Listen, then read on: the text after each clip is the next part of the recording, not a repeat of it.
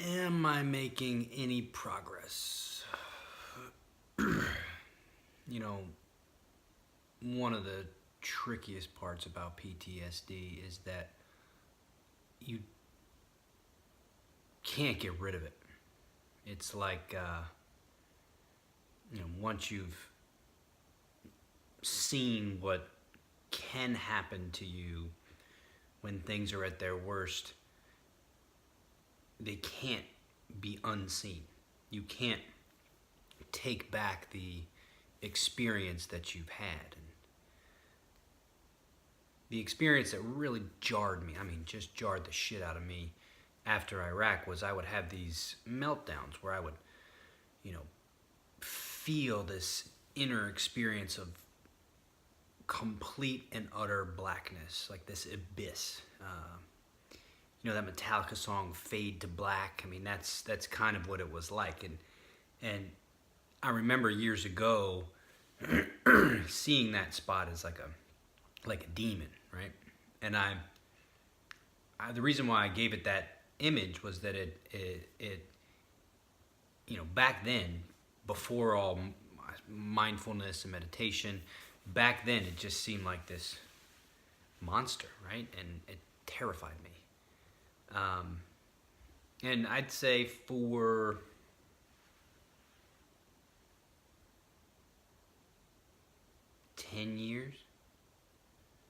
almost 10 years, I haven't had a meltdown.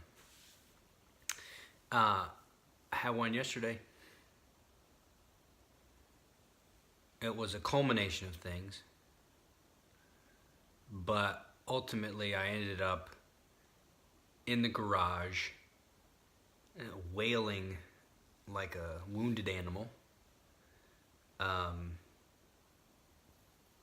just in the deepest state of despair and sadness and fear that I had been in a long time. And I remember while I was in it, I kept saying, I haven't made any progress. I've made no progress. I've made no progress. And then I remember I'm in it, right? And this little voice, like at the bottom, right? It feels very low, right? It's a very low down kind of feeling. I remember at the bottom of the experience, I was watching this. So, my awareness is looking at it. And I remember this little voice kind of whispering in this kind of like, just do it. Just get a firearm and take your life. And I'm, loath to even talk about it because, that must mean I'm crazy, right?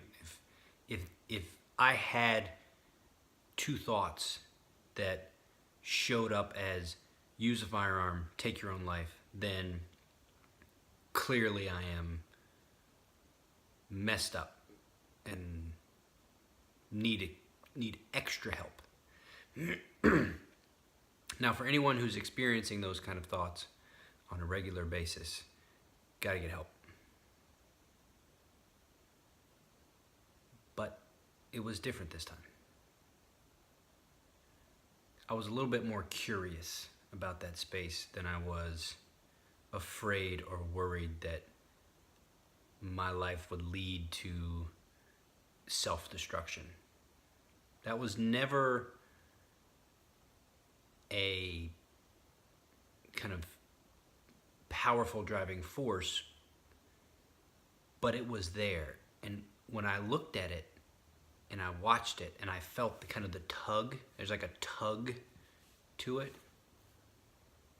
the only word I could think of was evil. And then the only way to think about that was that there is evil inside of me. And that was jarring. It was a jarring thought that inside of me is also evil. There's an evilness inside of me. It doesn't drive me. It's not my primary source of fuel. But I could see how it can be, and how it is for some people, and how people can get lost in it.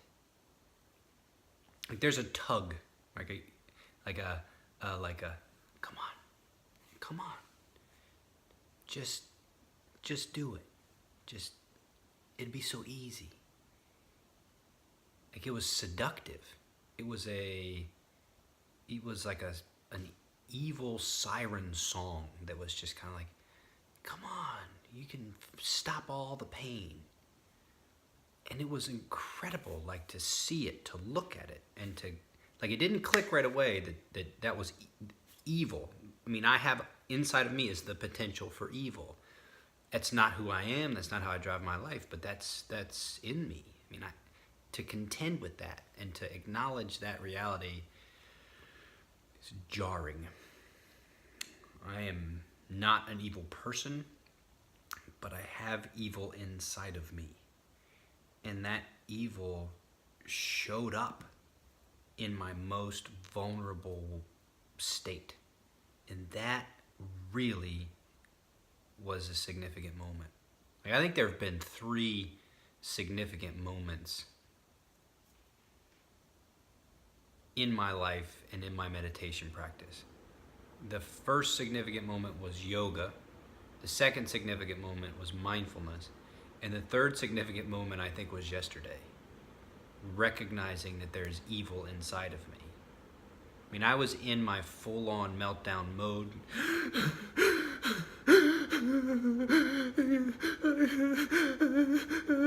I'm just falling apart. And then the sobbing and everything would fade, and then there would just be this kind of like this dead, like raspy breathing, and just kind of like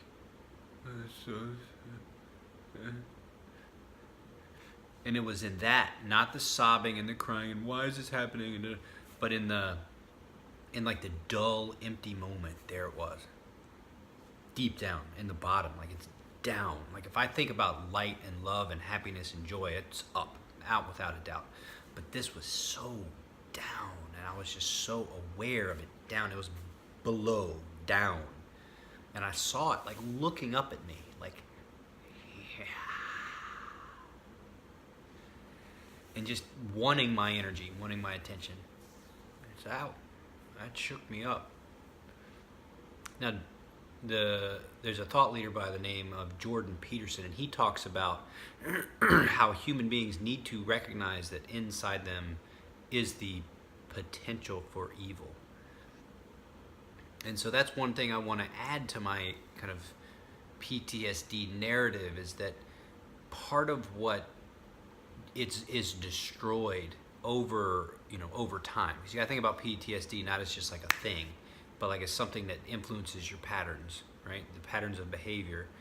And so it makes perfect sense to me that being depleted because of the symptoms of post-traumatic stress disorder, you can find yourself interacting with that dark space, in that dark space, if you don't have the capacity to recognize it for what it is, that dark space could dominate. And once that happens, severe depression, doubt, resentment, anger, rage, those are the kind of things that really thrive in that space. And so it's just something that I was made aware of by the experience. And I've often thought about that in my own kind of relationship to this space. Like I'm putting myself out there as an expert in PTSD, and the reason why I'm putting myself out there as an expert in PTSD is not because I have scientifically accredited background or that I've done the most studies on it. It's because I live with it. I live with that fucking disease, and it's a part of me, and it just showed me a new aspect of it that I hadn't given that much attention to, and I saw it. I looked at it with presence. I wasn't trying to run from it or get it to stop like in the past. I just looked at it. I looked at the evil within me right in the eye, and I was like, holy shit, I see you. Whoa. And so I'm just confronting this reality as in a conscious way now. So I'm going to be developing this idea and this kind of relationship to myself and how I explain what I experience more deeply. So there'll be more on this to come. But I just wanted to get this out here today because it was just such a significant event, and I'm not ashamed of it or afraid of it or worried about what you all might be thinking about me, because 99% of me is a really, really solid, squared away person. But I have PTSD, and I have this part of me that responds in an incredibly powerful way given the right circumstances, and that's always going to be a part of me.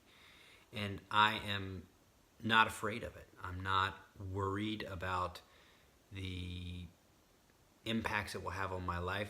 More than anything, I'm curious about how this new layer of awareness will evolve how I interact with you all, especially other veterans, and help you through some of these moments. Because if you've got PTSD, you know what I'm talking about.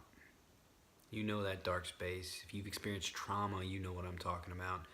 You know that dark space. But what you might not have done, and I only say this because I just didn't really do it, is you might not have given it the name evil.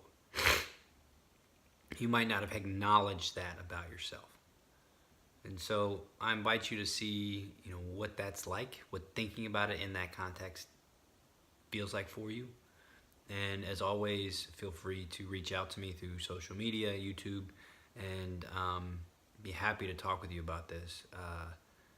It has been a wild ride dealing with all this, and the fact that I use mindfulness and meditation as a cornerstone of my well-being has really supported my overall mental and behavioral health. And so I'm not diminished by what happened yesterday. I'm not broken in any way, shape, or form. But now more than ever, I'm curious and motivated by the experience, and I really want to help other people get to a similar place where they can be curious and motivated to make changes, as opposed to terrified and wanting to just run away from it. So with that, I'll end this video blog and talk about more stuff the next time.